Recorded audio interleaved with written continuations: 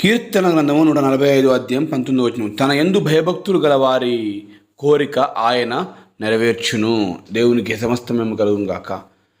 కొన్ని విషయాలలో మనము రాంగుగా మనం మాట్లాడుతూ ఉంటాం. అదేంటంటే దేవుడు నాకు ఏమీ నా కోరికలు నెరవేర్చట్లేదు, నాకేం సహాయం చేయట్లేదు అని అనుకుంటూ ఉంటాం. కానీ ఆ కోరికను అనుకున్నది నెరవేర్చబడాలంటే నీవు దేవునిందు భయభక్తులు కలిగిన వారి వలె ఉంటే నీ కోరిక తప్పకుండా ఆయన నెరవేరుస్తాడు.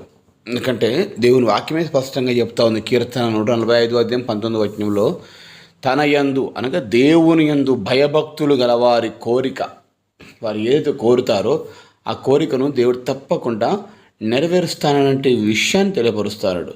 ప్రియా సహోదరి సహోదరుడా, నువ్వు ఎక్కడి నుంచి మాట్లాడుతున్నావు కానీ దేవుని భయభక్తి కలిగి ఉంటున్నావా? ఏదో ప్రార్థన చేయాలి మొక్కుబడిగా ప్రార్థన, మొక్కుబడిగా దేవునితో సహవాసం, మొక్కుబడిగా మందిరం వెళ్ళటం, అది భయభక్తి కాదు.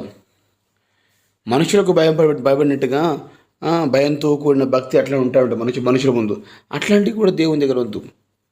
నిజముగా మొరపెట్టి నిజముగా మనం ప్రార్థన చేస్తే దేవుడు తప్పకుండా సహాయం చేస్తాడు. ఈరోజు దేవునిందు భయభక్తి గల వారి కోరిక నెరవేర్చిన విషయాన్ని దేవుడు వాగ్దాన రూపకంలో నీకు తెలియపరుస్తుంటుండగా ధైర్యంగా ఉందాం. ఇంతవరకు నువ్వు ఎంతకాలము ఎన్ని కోరికలు కోరుతూ దేవుని ఆ కోరికలు పొందుకోలేక ఉన్నావు కావచ్చు. ఇక దేవుడిస్తే ఈ వాగ్దానం ద్వారా ఖచ్చితంగా జీవితంలో నీ కోరిక సిద్ధింపజేసి ఆలోచన యావత్తును సఫలపరుస్తానంటే వాగ్దానాన్ని దేవుడు నీకు తెలియపరుస్తున్నాడు, ధైర్యపరుస్తున్నాడు. ప్రియ సహోదరుడా, సహోదరి, మరి ఎలా ఉంది నీ భక్తి జీవితం? ఎలా ఉంది నీ యొక్క ప్రార్థనా జీవితం? ఎలా ఉంది నీ యొక్క ఆత్మీయ జీవితం? భయభక్తి కలిగి ఉంటున్నావా? భక్తిగా చేస్తున్నావా? భయంతో చేస్తున్నావా? ఎలా చేస్తున్నావు? నువ్వు భయం, భక్తి, దేవుడు అంటే, ఆ యొక్క ప్రార్థన అంటే, దేవునితో సహవాసం అంటే కలిగి ఉన్నట్లయితే దేవుడు తప్పకుండా నీ కోరికను నెరవేరుస్తాడు. కనుక ధైర్యంగా ఉందాం.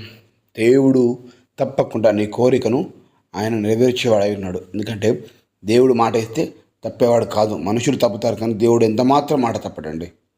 ఈ వాగ్దానం నీ జీవితంలో ఖచ్చితంగా నెరవేర్చబడి తీరుతుంది. ఈ వాగ్దానం నమ్ము. నా జీవితంలో ఈ వాగ్దానం నెరవేర్చబడని నీవు నోటితో పలుకు. తప్పకుండా నీ కోరికను దేవుడు నెరవేర్చును కాక, నీకు సంతోషం నోటి నిండా పుట్టించును కాక, నిన్ను దేవుడు బలపరచును కాక, నా దేవుడు నీకు క్షేమమును, క్షేమస్థితిని, ఆరోగ్యాన్ని దయచేయును గాక. ఆమెన్.